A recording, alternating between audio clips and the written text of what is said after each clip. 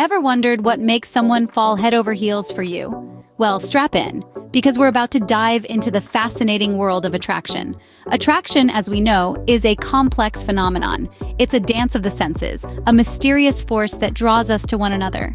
It's not just about the physical, although that certainly plays a role. It's also about a meeting of minds, shared interests, and compatible personalities.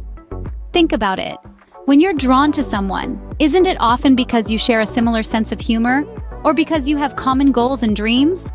Perhaps it's because they have a particular way of seeing the world that resonates with you. And then there's the emotional connection.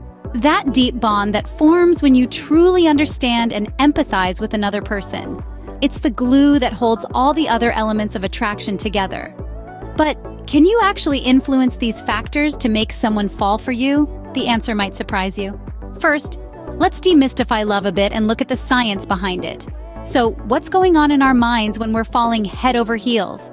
Well, a lot of it comes down to hormones and neurotransmitters. They're the messengers carrying love notes from our brains to our bodies. First up, dopamine, the excitement hormone. It's the one that gives you that rush, that feeling of euphoria when you see someone you're attracted to.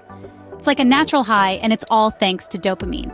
Next, we have oxytocin, often dubbed the cuddle hormone.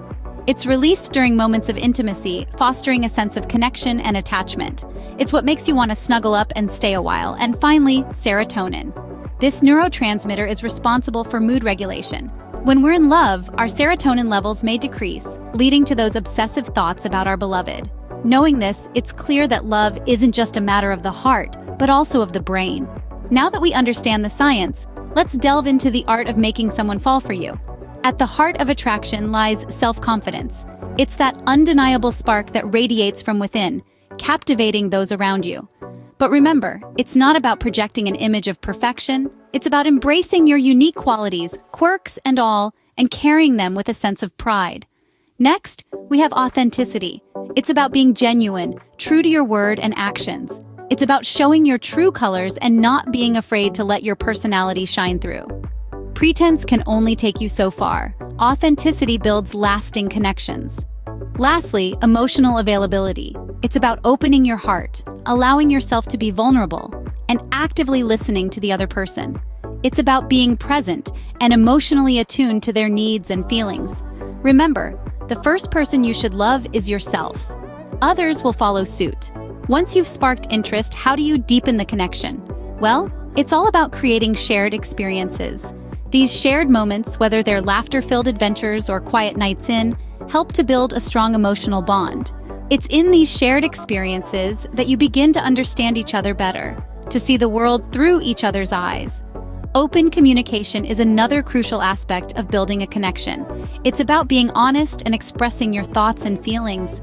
Don't shy away from being vulnerable.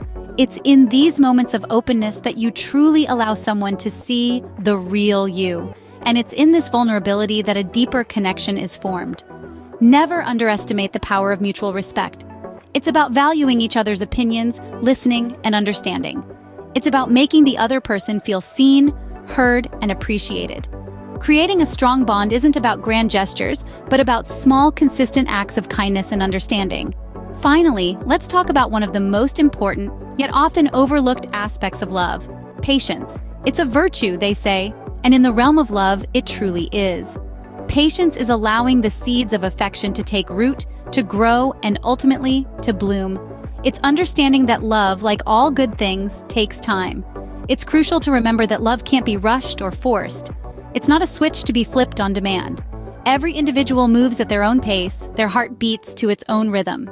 Trying to hasten the process can lead to unnecessary pressure and strain what could potentially be a beautiful relationship. Instead, let's embrace the waiting game. Let's cherish the small moments, the gradual buildup of feelings. Because in the end, love is about the journey, not the destination. Remember, love is a journey, not a race. Take your time, enjoy the ride, and let love unfold organically.